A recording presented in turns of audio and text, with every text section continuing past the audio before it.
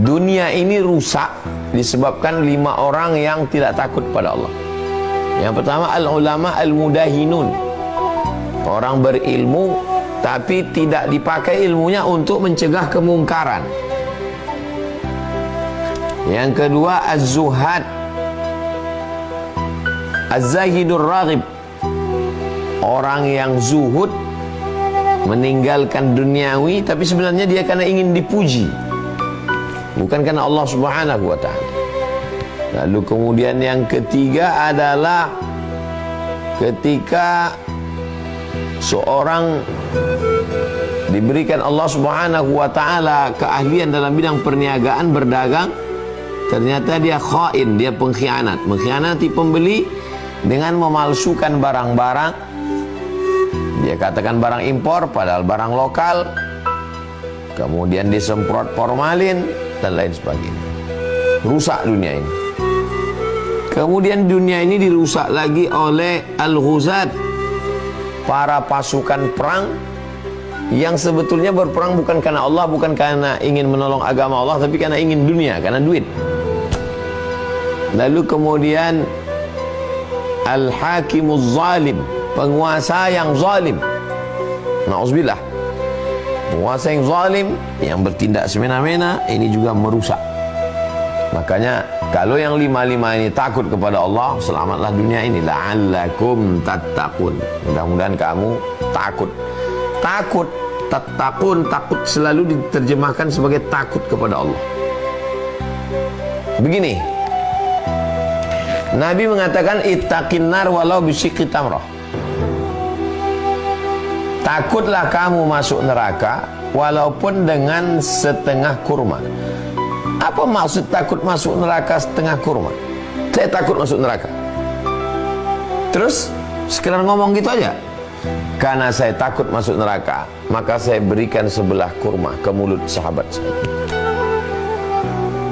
Saya takut kena hujan. Terus kalau takut kena hujan cukup sampai di situ. Karena saya ketakut kena hujan, maka saya beli payung, sedia payung sebelum hujan. Saya takut tidak naik kelas. Terus hanya sekedar saya takut, enggak.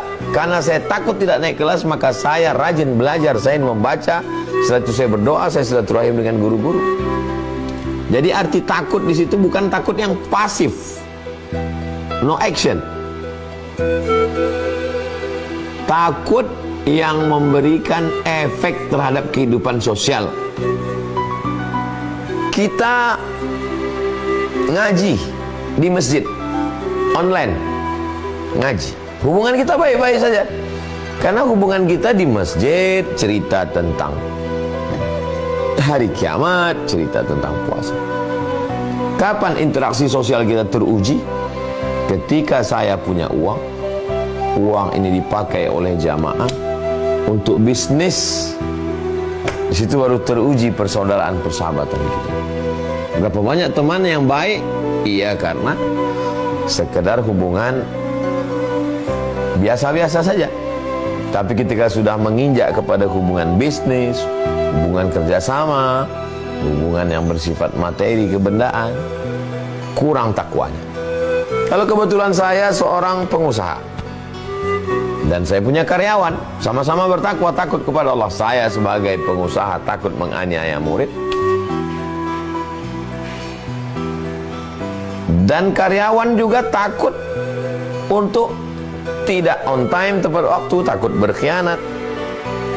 Takutnya kepada Allah, bukan takutnya kepada atasan.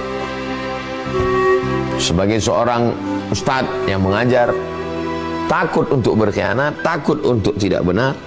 Murid-muridnya juga takut melawan. Tapi takutnya kemana? Takutnya kepada Allah. Saya takut kedinginan. Terus kalau takut dingin, beli kaos kaki, beli kaos tangan, pakai jaket. Itulah makna takut. Jadi bukan seperti takut yang pasif, yang tidak ada actionnya. Nah, ini bahwa ayat terkait Ramadan itu ada 4. Yang diundang hanya orang yang percaya, keyakinan.